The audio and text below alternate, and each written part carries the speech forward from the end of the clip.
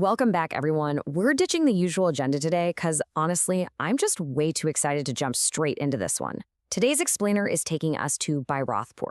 It's this desolate, windswept village shadowed by a decaying old mansion that locals literally refuse to walk past. But hey, we're not just here to swap spooky ghost stories today. No, we're going to dissect the anatomy of fear itself.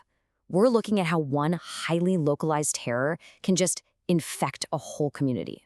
Okay, let's dive right into this ultimate debate.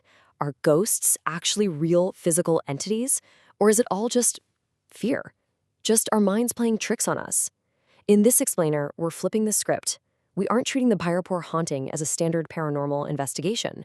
Instead, we're treating it as a fascinating case study on the psychological roots of fear, and man, how historical trauma just lingers and messes with the human psyche.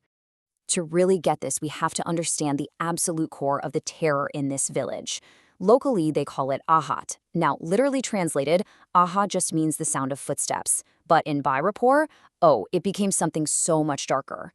It wasn't just a physical sound. It morphed into this unseen shadow, this constant gnawing paranoia. It's basically the perfect metaphor for lingering trauma. Once someone in this village experienced the Aahat, it latched on. It never left. It would literally stalk them right into the safety of their own homes. You know that spine-tingling feeling of being watched? It's exactly that, an echo in the human mind that simply refuses to be silenced. And this fear? It didn't just stay politely contained inside the mansion. No, it acted like a full-blown psychological contagion. It spread like wildfire. Psychologists actually call this a form of shared psychosis or mass hysteria, where intense anxiety just rapidly infects a group. Look at this timeline. It brilliantly illustrates the mechanics of mass panic. Day 1, it starts with Rina, a teenager who bravely went into the mansion on a dare only to be chased out by footsteps. But then day 3, it jumps to Raghu, a barber who was just hanging out by the pond, nowhere near the mansion. By week 1, it breaches the mind of Anirudh. And get this, he's the highly rational, skeptical school teacher. Then Savita gets hit in her own courtyard, Mohan the priest in week 3, and by month 1, Amar, a night bus driver on a lonely road, experiences it. It completely consumed the community. It jumped from the vulnerable right to the absolute skeptics with equal force. For some of these folks, their brain's projection of this fear became terrifyingly vivid. Take Raghu, the barber we just mentioned. He's walking home in the dark, and suddenly he's confronted by this white shadow with glowing green eyes. And from a psychological standpoint, this is absolutely fascinating. It shows how the human brain processes extreme, localized stress. Under that kind of pressure, the brain can actually synthesize highly specific, terrifying auditory hallucinations. Raghu's panicked brain literally conjured up this exact phrase, "Raghu, your time has come. You will not escape." The psychological weight of that encounter just broke him. The very next day, villagers found Raghu completely driven to madness, endlessly repeating that the Aahat was coming to take him away. So the villagers are completely desperate at this point, right? They turn to spiritual defenses. Mohan, the local priest, arms himself with prayers and mantras, totally determined to cleanse the mansion and bring peace. But here's the thing, even those deeply ingrained spiritual defenses totally failed against the crushing weight of the village's collective paranoia. Picture this, he's chanting his mantras, and suddenly an iron chain starts moving on its own.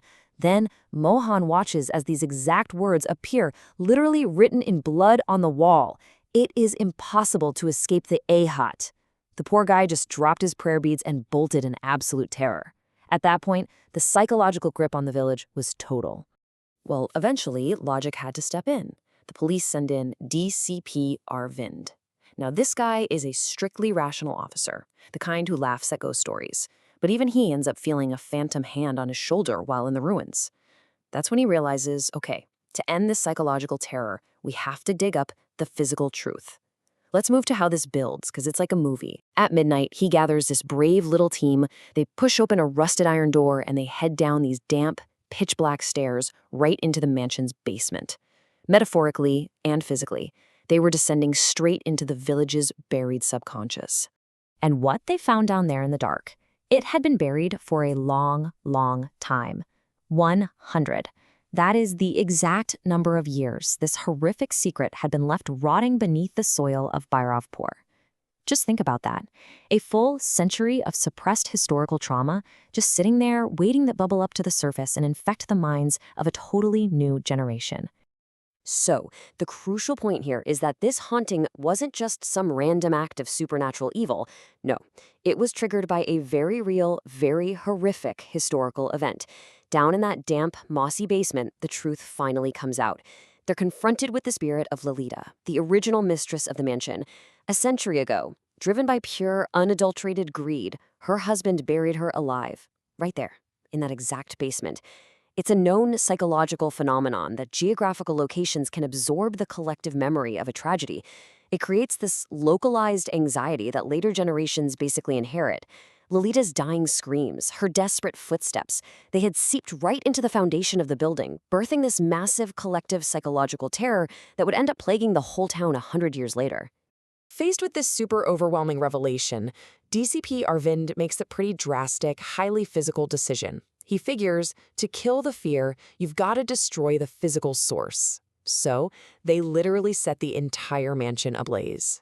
The goal was to destroy Lolita's physical remains, grant her some peace, and finally end the curse.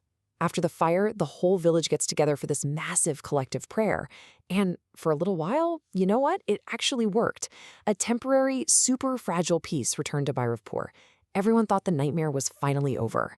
But guys, here is exactly where the physical world and the psychological world violently diverge. And this brilliantly illustrates our core focus today. The physical threat, that cursed basement, the creepy walls, Lolita's bodily remains, all of that was successfully reduced to ash. But the psychological threat, yeah, that is a completely different beast. Fast forward a bit, Rena, our teenager from day one, is sitting completely safe in her own modern bedroom, just studying. Suddenly, this freezing cold wind blows through her window, and from the corner of her perfectly safe room comes the slow, unmistakable sound of the Aahat. The footsteps were back. The physical source is completely dead and gone, but the psychological trauma, it had totally survived the fire. Which brings us to our final lingering thought for this explainer. The mansion burned down, sure, but how on earth do you erase the footsteps walking behind you? The whole Bhairavpur incident shows us something super profound. We can easily tear down the physical monuments of our past horrors, but the ghosts that take up residence in our minds, they are so much harder to exorcise. Trauma leaves an echo, an Aahat, that can follow us long, long after the actual danger has passed. So I want you to leave this explainer really pondering that. How do we deal with our own psychological ghosts? You know, those deep-seated fears and anxieties that just linger in our minds? Ponder that one. Until next time, keep questioning, keep exploring, and hey, maybe try not to listen too closely to the footsteps in the dark.